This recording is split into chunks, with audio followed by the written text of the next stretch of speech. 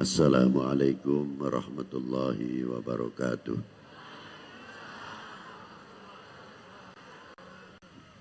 Alhamdulillahi wahdah, mausufun bikulli kamalin munazzahun an kulli naqsin, laisa kamitslihi syai'un wa huwa jami'ul kamal ghaniyun amman siwah.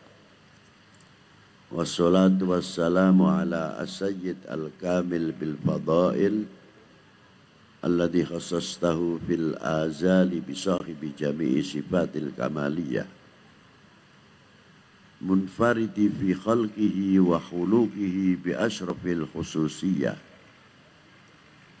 an-nabiyil ummiyyi al-maktubi baina katifaihi khatamin nubuwah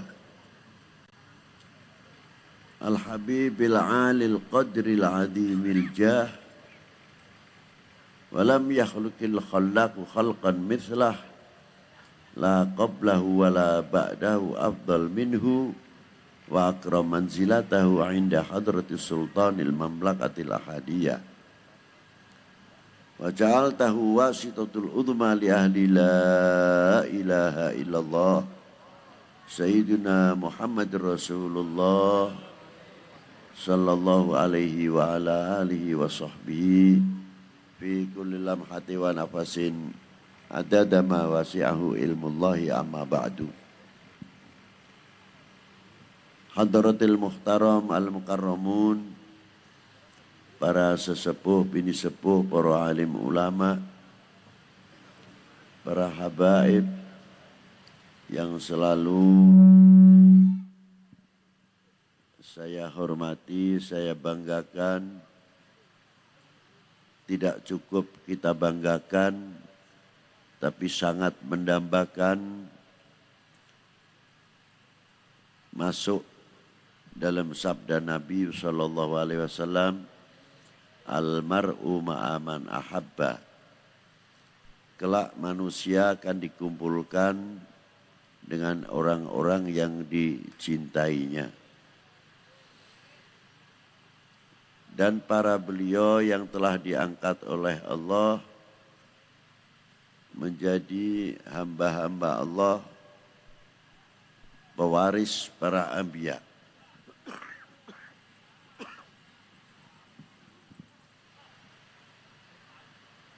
Yang saya hormati Bapak Bupati Tangerang, Bapak Bupati Jakarta, Wali Kota Jakarta Barat, Bapak Dandim, Bapak Kapolres, Bapak-bapak dari instansi pemerintahan, sipil, TNI, Polri,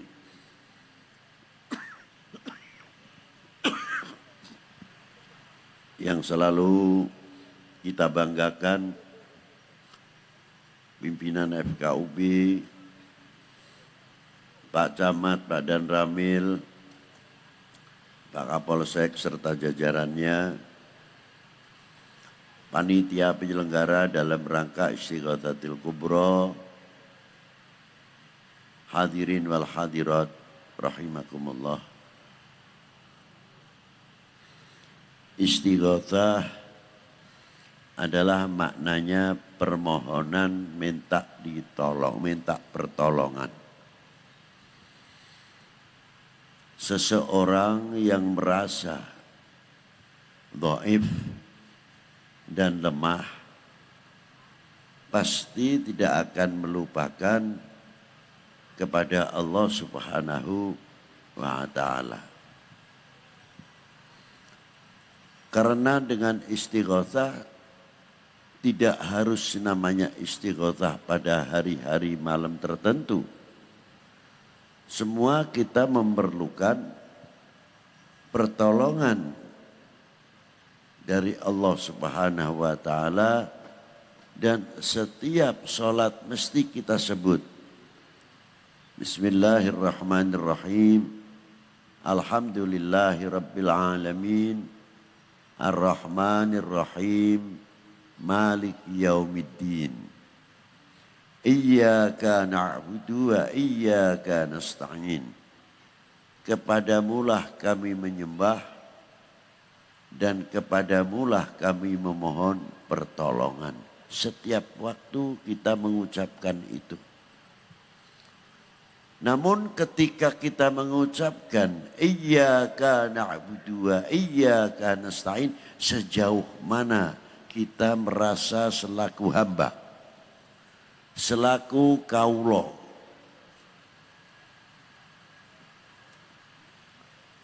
apa kewajiban-kewajiban kita kepada Tuhannya, kepada Tuannya,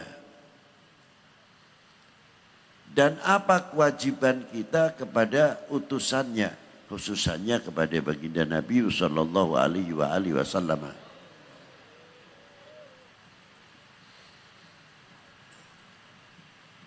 Dengan sebab beliaulah kita mengenal iman wal Islam. Dari sebab beliau kita mengenal Al-Quran. Dari sebab beliau kita bisa memisahkan mana yang hak dan mana yang batil. Dari sebab beliau kita mengenal akhlak yang terpuji dan akhlak yang tidak terpuji. Dari sebab beliau kita mengenal taat kepada Allah, taat kepada Rasulnya, taat kepada kedua orang tua, taat kepada negaranya, taat kepada pemerintahnya, taat kepada para guru-gurunya. Dengan sebab beliau kita mengerti kelak manusia akan menghadap kepada Allah Subhanahu wa taala dan akan diminta pertanggungjawaban jawabnya ketika hidup. Apa terima kasih kita kepada beliau sallallahu alaihi wasallam?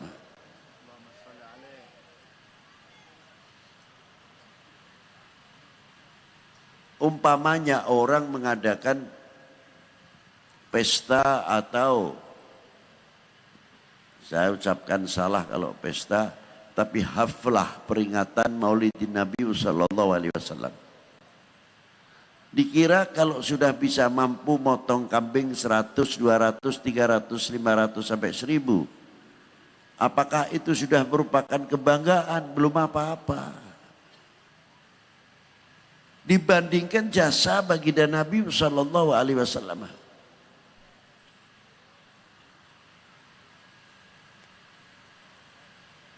Jauh sekali. Apalagi cintanya baginda Nabi sallallahu alaihi wasallam kepada umat. Kita belum apa-apanya. Seandainya umat Islam ini dari semenjak Nabi Allah Adam sampai yaumul kiamah cintanya kepada Rasulullah ditimbang dengan cintanya baginda Nabi sallallahu alaihi wasallam kepada umat, belum apa-apa. Kalau orang bilang mungkin baina sama wal ard, ini tidak wal ard lagi, baina sama wasumur. Tidak bisa untuk ukuran. Jangankan lagi kita terima kasih kepada baginda Nabi sallallahu alaihi wasallam, terlalu tinggi, terlalu jauh lah. Yang simpel saja. Yang saben hari kita lakukan, beruntunglah atas manusia, atas kita-kita ini yang masih mempunyai kedua orang tua atau salah satu masih hidup. Sejauh mana kita ngerti terima kasih kepada kedua orang tua?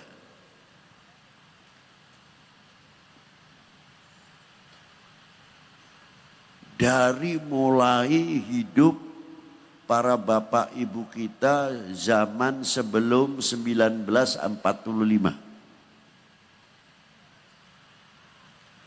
Mulai tahun 40, 1940 kita ambil yang dekat saja, tapi kita tidak jumpai.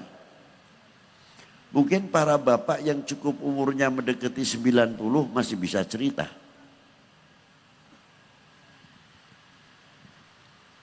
Orang tua kita dahulu di zaman Jepang sarungnya pakai sarung goni. Sarungnya sarung karet. Tapi anak cucunya sudah sarung Samarinda, kecubung, dan lain-lainnya. Kita ini tinggal yang mengenyam kenikmatan. Dan bagaimana perjuangan orang tua kita. Wallahu a'lam kalau di Jakarta Barat.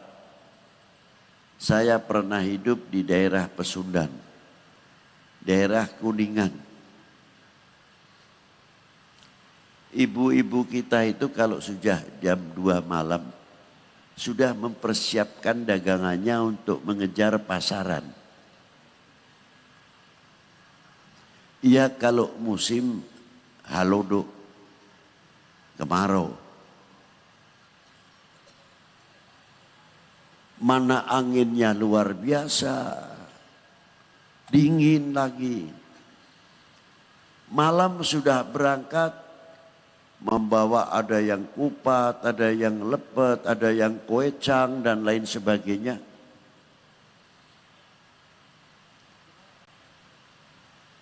Dan lain-lainnya banyak lagi yang berangkat mengejar pasaran. Ada lagi yang pakai truk. Mana truknya terbuka, bapak-bapak kita di atas bahan-bahan makanan atau sayuran. Mengejar pasaran. Semuanya kalau ditanya untuk siapa? Jawabnya, Beb, ini kalau tidak untuk anak-anak kita, untuk siapa lagi? Oh, yang enteng saja. Warung makan, rumah makan yang kecil-kecilan, terkadang jam 3 malam ibu kita sudah bangun. Menanak nasi, masakan kita sediakan untuk tamunya sarapan pagi. Keuntungannya tidak seberapa, cuma menang kali berapa. Untuk siapa semuanya itu? Untuk anak-anaknya. Karena apa? Sudah cukup kebodohan yang dialami oleh pribadinya. Kalau anak-anak kita mungkin yang umur 40-50 ke bawah sajalah. Bahwa penjajah Belanda dahulu membatasi bangsa kita tidak boleh sekolah sampai lebih kelas 3. Kelas 3 selesai. Yang penting bisa membaca, bisa menulis. Satu itu.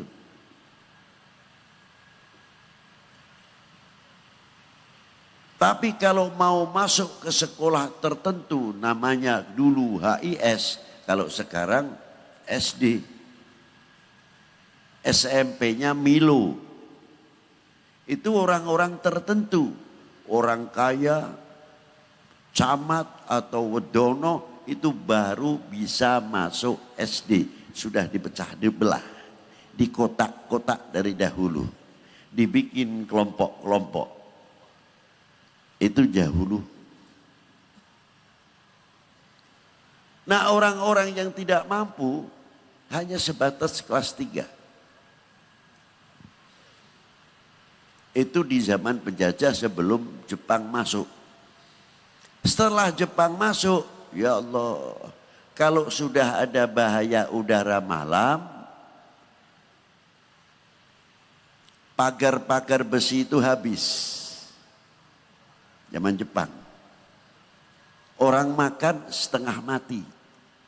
Mau beli kain, sarungnya sarung karet atau goni.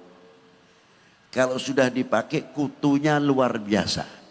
Itu mungkin bapak-bapak yang mengalami zaman Jepang bisa cerita. Tanyakan tuh pada kesepuan-kesepuan. sampai 1945. Jepang bisanya sebab menyerah itu karomah. Karomah Indonesia karena Indonesia banyak aulianya di samping berjuang. Kalau Bapak mau melihat mungkin sudah mengetahui dari mulai Banten, ujung kulon, pesisir pantai utara, kita melihat bagaimana makamnya pagar-pagar waliullah Maulana Hasanuddin Banten, Maulana Mansur Cikaduan, Maulana Yusuf Pekalongan, ditarik Keramat Tangerang, sampai Habib Husain bin Abi Bakar Al-Idrus, Luar Batang, Pangeran Jakarta, Muhammad bin Umar Al-Qudsi, Ali bin Abdurrahman Ba'alawi di Kampung Bandan, ditarik lagi Syekh Kuro, terus ke Maulana Syarif Hidayatullah, sampai ke Demak, sampai ke Gresik. Pagar-pagar yang ada di Pulau Jawa khususnya, itu belum menghitung Sumatera, Kalimantan, dan Sulawesi. Kaya dengan aulia. Indonesia bukan kaya hanya subur makmur saja, tidak. Ulamanya, aulianya, mutiara-mutiara yang tiada ternilai harganya, itu Indonesia. Tapi entah sejarah ini kemana saya tidak tahu.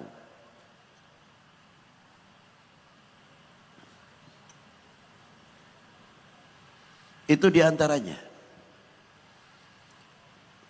Maka dengan doa beliau yang di dalam alamul barzah dan ditunjang oleh pejuang-pejuang kita, pas bulan Ramadan, apa hari Jumat kalau tidak salah, Jepang itu kalahnya mendapat apa? Bom. Hiroshima, Nagasaki. Langsung Jepang menyerah. Langsung diputuskan 1945 Indonesia merdeka. Itu diantaranya. Ini generasi muda ini sebetulnya sejarah ini harus tahu. Ilmu bumi aja sudah banyak yang tidak tahu. Kecamatan, satu kecamatan dibagi berapa desa, sudah banyak yang tidak hafal. Padahal ini pelajaran teritorial pertama anak-anak kita mengenal untuk Indonesia. Ini satu contoh. 1945 kita ini ada di mana? Belum lahir sebagian besar. 47 ada apa? Belanda datang lagi. Dibawa oleh sekutu.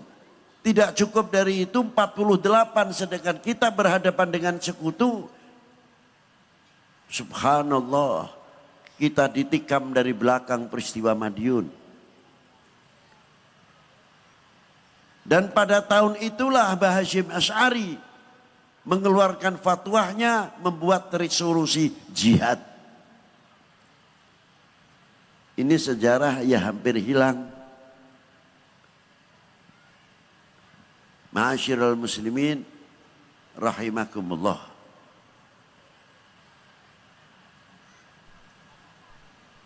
Dari sanalah orang tua kita mengalami gelombang kehidupan.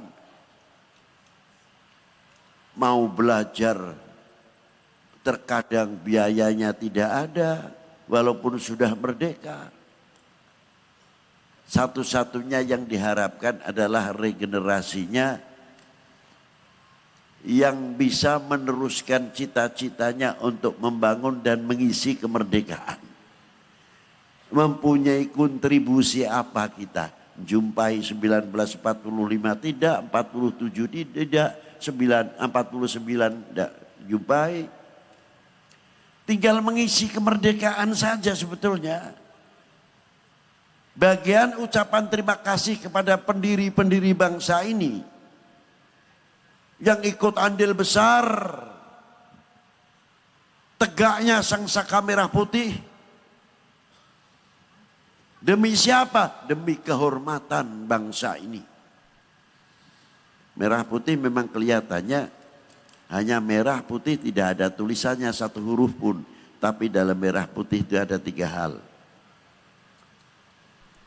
Kehormatan bangsa, harga diri bangsa, jati diri bangsa, itu ada di dalam merah putih.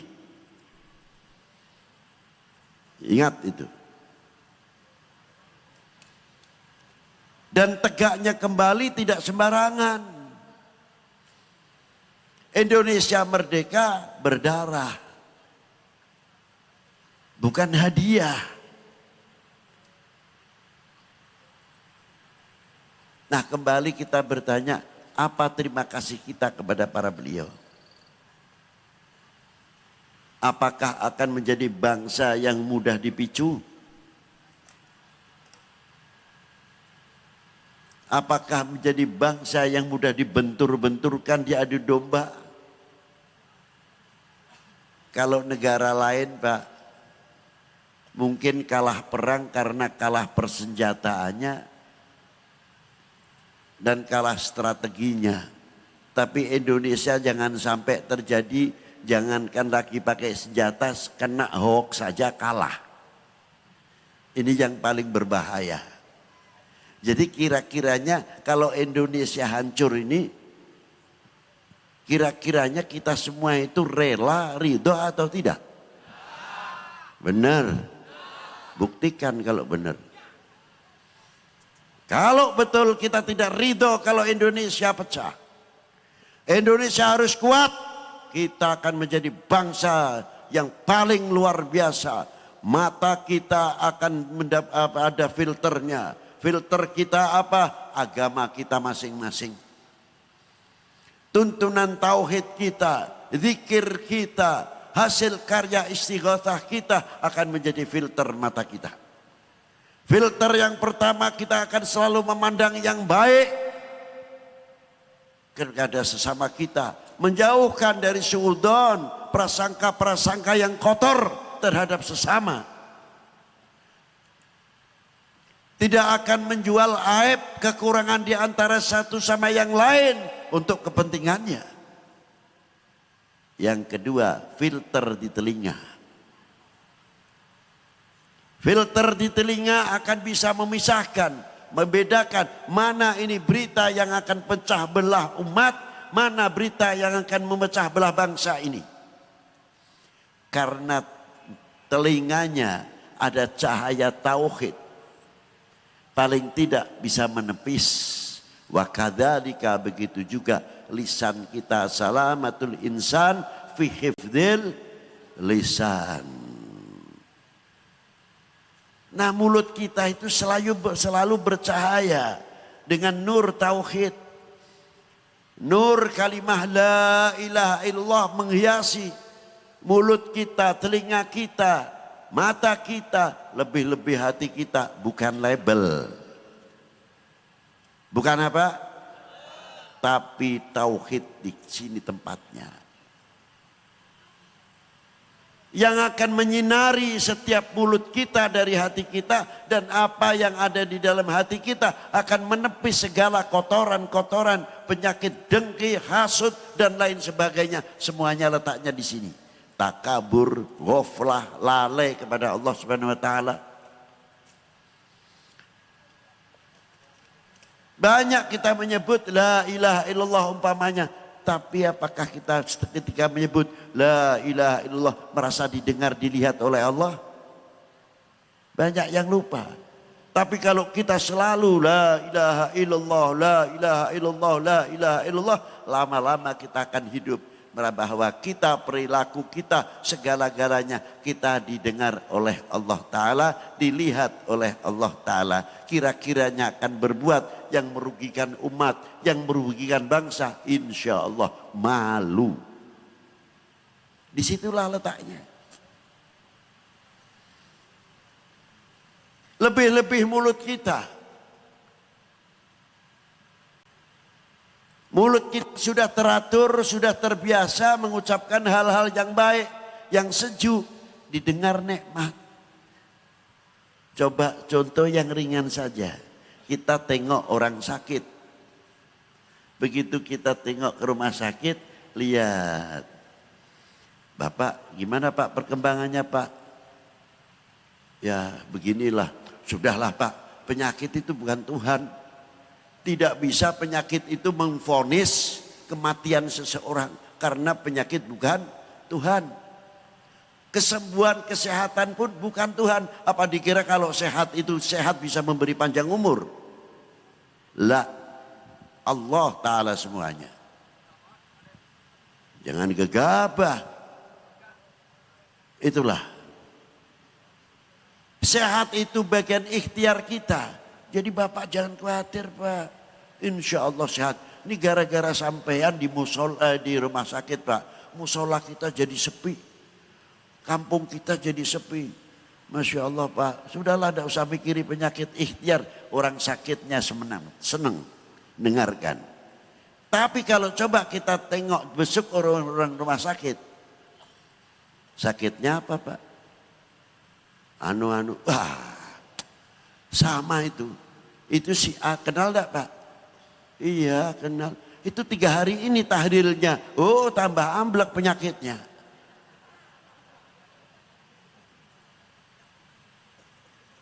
Ini hal sepele kelihatannya. Lisan.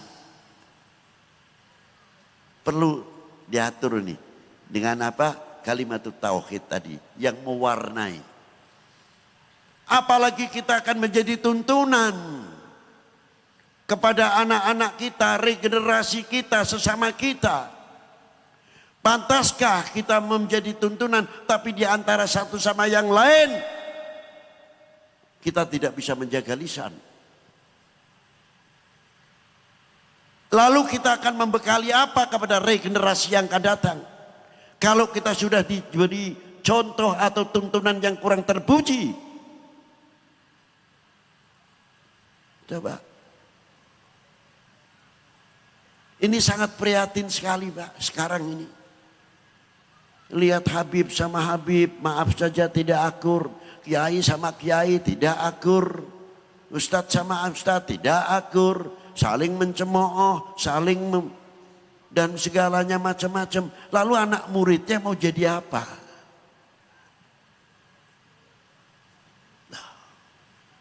Apakah begitu pendidikan aulia, ulama-ulama kita terdahulu?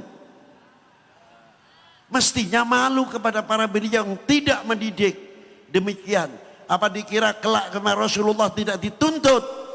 Apalagi yang mengucapkan oknum-oknum ulama. Kamu dijadikan oleh Allah Subhanahu wa taala untuk menjadi orang yang baik, tapi kamu memberikan contoh kepada umatku kurang terpuji. Apakah tidak dituntut sama Rasulullah SAW? Rasulullah berjuang ketika ayat turun wala saufa yu'tika rabbuka fatarda. Apa Rasulullah mintanya? Ya Allah, jangan sampai anak cucuku, umatku satupun masuk api neraka. Dijawab oleh Allah Ta'ala, dikabulkan permintaannya. Illa man abah, terkecuali orang yang lari dari aku. Nah, inilah perjuangannya, kasih sayangnya Rasulullah terhadap umat begitu jauh. Inilah yang paling berbahaya. Dari itu dengan adanya nanti akan adanya pilpres, ayo kita jaga mulut kita, terutama ini mulut nih yang penting. Ini menyumut itu paling mudah pakai mulut, melebihi bensin ini. Shaghirun jirmuhu, kelihatannya kecil bentuknya lidah, tapi pedang yang diasah 1 bulan kalah dengan tajamnya mulut. Maka dari itu, mari kita melihat ulama-ulama seperti yang ada di Indonesia. Sering saya ulang-ulang, di dalam kubur saja beliau sudah meninggal 400 tahun yang lalu, masih bisa mempersatukan umat. Coba tuh, sudah kita tidak berbicara masalah sampai atau tidak soal doa. Tapi yang penting buktinya. Pernah datang ke Maulana Hasanuddin Banten? Meninggal sudah 400 tahun, 46 tahun kurang lebih. 446 tahun. Masih bisa mampu membuat ekonomi kerakyatan. Seandainya di situ tidak ada Maulana Hasanuddin Banten, rame tidak kira-kiranya? Tidak. Begitu orang datang, duduk bersama, tahlil, masih mengajak berzikir, membaca Al-Quran, dan lain sebagainya. Itu contoh yang nyata. Coba, belum ramanya bapaknya Maulana Hasanuddin Banten, Maulana Syarif Hidayatullah. Tiap Jum'ah Kliwon itu separuh muslim, separuh non muslim. Yang non muslim yang pakai siu, yang pakai apa namanya, menyan besar besar yang kecil, sampai lilin yang tinggi sampai yang pendek, masing-masing sesuai agama dan keyakinannya masing-masing. Yang golongan kita yang tahlilnya keras, yang tahlilnya pelan, yang panjang dan yang pendek, macam-macam. Tidak ada yang bertikai. Coba. Kalau bertikai, Masya Allah. Yang satu zikirnya enak. La ilaha illallah, la ilaha illallah. Yang satu, illallah, la ilaha illallah, la ilaha illallah. Yang satu lebih ngebut lagi, illallah, la ilaha illallah, la ilaha illallah. Lu tahlilku itu mau balapan apa gimana? Kok tidak ada yang saling menyalahkan? Kompak, rukun, yang bertasbih, yang membaca Quran, yang sholawat, dan lain sebagainya. Satu menjadi satu. Saya kagum kepada Maulana Syarif Hidayatullah. Sudah wafat 440 tahun, masih bisa mempersatukan umat dan mempersatukan bangsa. Lalu kita ini apa? Sudah pernah sejauh mana berjuang seperti Wali Sembilan? Jawab. Sudah. Membuat ekonomi kerakyatan kecil-kecilan aja sudah nggak mampu. Padahal waktu zaman Wali Sembilan fasilitas serba terbatas. Bertahap. Cobalah. Maka ketika tadi kita melakukan bersama-sama. Indonesia tanah airku. Saya merenung. Indonesia tanah tumpah, itu lagu apa namanya? Lagu Indonesia Raya, namanya lagu kebangsaan. Setiap individu bangsa Indonesia harus hafal. Tapi nyanyian ini apa lagunya? Gunanya untuk seremonial saja. Hah? Karena ada peraturan harus melakukan lagu Indonesia Raya. Apakah begitu? Nah, kalau tidak gimana?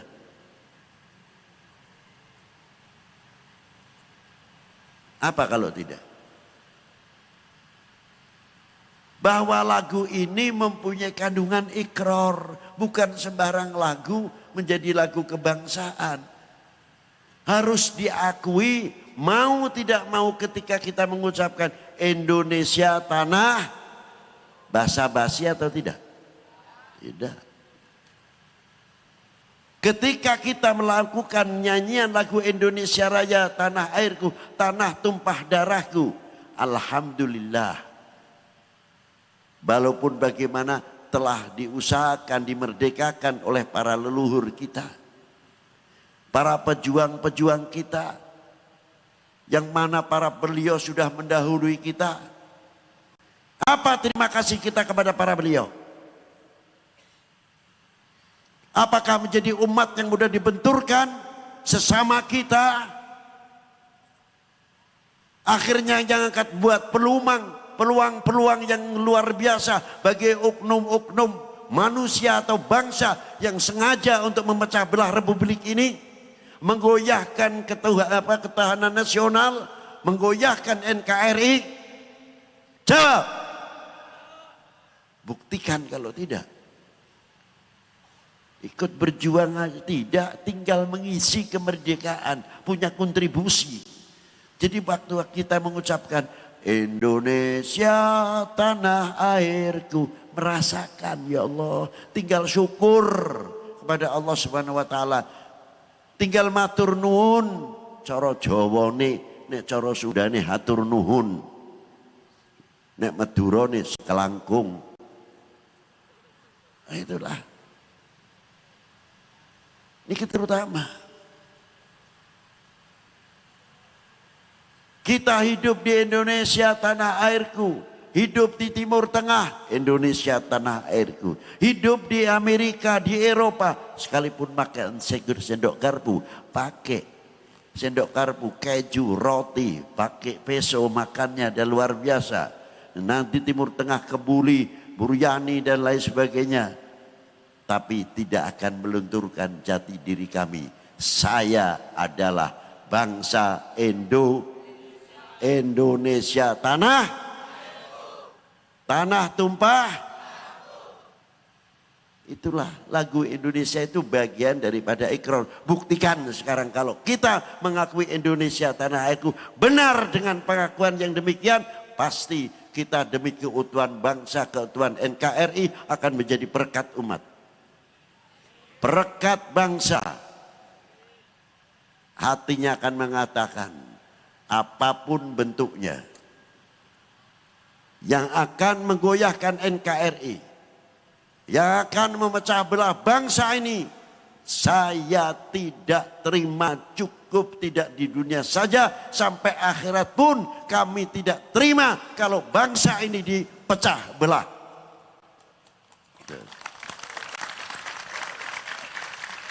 Setuju? Buktikan. Makanya boleh pilihan, boleh beda, tapi tidak bisa kita tetap menjaga keutuhan Itulah, itu namanya juru damai. Meneruskan perjuangan-perjuangan para leluhur sesepuh kita, wali 9. Maka dengan doa istighosah ini akan bisa kita memanfaatkan, memilih sesuai hati nurani masing-masing dengan harapan untuk Indonesia lebih baik dari yang baik. Itu tujuan kita bersama. Monggo beda pilihan, monggo kerso, tapi tetap kita adalah saudara. Di Indonesia ini ada 2 persaudaraan. Saudara pertama, saudara sebangsa, seagama, setanah air. Yang kedua ada saudara sebangsa, setanah air. Itulah walaupun lain agama, tapi beliau adalah orang Indonesia. Kalau dia sakit, kita ada yang menyakiti, kita harus merasa sakit. Harusnya begitu. Apabila sudah mengakar cintanya kepada air dan bangsa ini, insya Allah dengan isu macam-macam apapun, kita sekali lagi tidak mudah dipecah belah. Ayo kita bareng-bareng berikrar sama mau dah. Betul. Bismillahirrahmanirrahim. Asyhadu an la ilaha illallah. Wa asyhadu anna Muhammadar Rasulullah. Allahumma salli ala Sayyidina Muhammad wa ala ali Sayyidina Muhammad. Kami bersyukur kepadamu ya Allah yang telah memberikan kepada kita tanah air Indonesia. Kami bangga mempunyai tanah air Indonesia. Kami bangga menjadi bangsa Indonesia. Kami bangga menjadi putra putri Indonesia. Bagi kami NKRI harga mati. Terima kasih. Assalamualaikum warahmatullahi wabarakatuh. Waalaikumsalam warahmatullahi wabarakatuh. Baik Bapak Ibu hadirin hadirat yang berbahagia, selanjutnya mari sama-sama kita. Habib mohon maaf, hadirin minta pimpin doa Habib, mohon maaf. Langsung. Mari kita berdoa bersama dengan niat masing-masing ya. Niat masing-masing. Semoga Indonesia ini diberi keamanan oleh Allah. Dan diberi berkat oleh Allah Ta'ala. Sehingga kita tumbuh saling asuh, saling mengayomi. Dan saling kasih dan menyayanginya. Semoga Indonesia dijauhkan dari segala bala yang akan turun dari langit dan akan keluar dari bumi. Dan semoga Indonesia dijauhkan dari pecah belah, fitnah, dan segala mara bahaya yang akan mengancam keutuhan negara tercinta ini Indonesia. Berkahilah negara kami, ya Allah, berkahilah bangsa ini, putra putri kami, sehingga bisa menjawab tantangan umat dan tantangan bangsa. Dan berkahilah umur kami semuanya. Dan jauhkanlah dari ilmu yang tidak manfaat. Dan semoga Allah Ta'ala memberkahi ekonomi bangsa Indonesia, pertanian Indonesia, dan semakin kokoh dan kuatnya negara kesatuan Republik Indonesia. Jauhkan sekali lagi ya Allah dari segala fitnah, dari segala pecah belah yang akan mengancam pecahnya umat dan pecahnya bangsa. Bisirri sirri Al-Fatihah.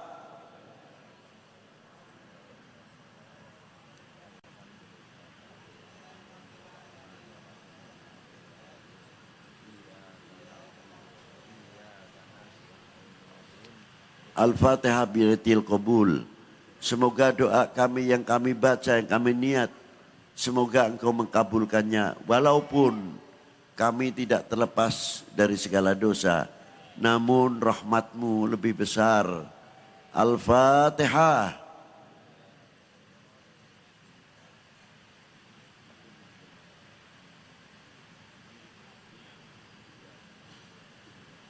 Fatihah yang ketiga, semoga nanti hari Pilpres dan pemilihan caleg di Indonesia ini Allah Ta'ala memberikan satu keamanan, ketentraman, bisirril Fatihah.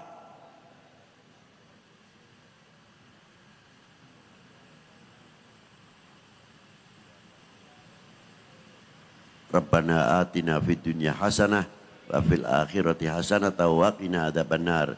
Wa sallallahu ala sayyidina Muhammadin wa alihi wa sahbihi wa baraka wa sallam. Walhamdulillahi rabbil alamin.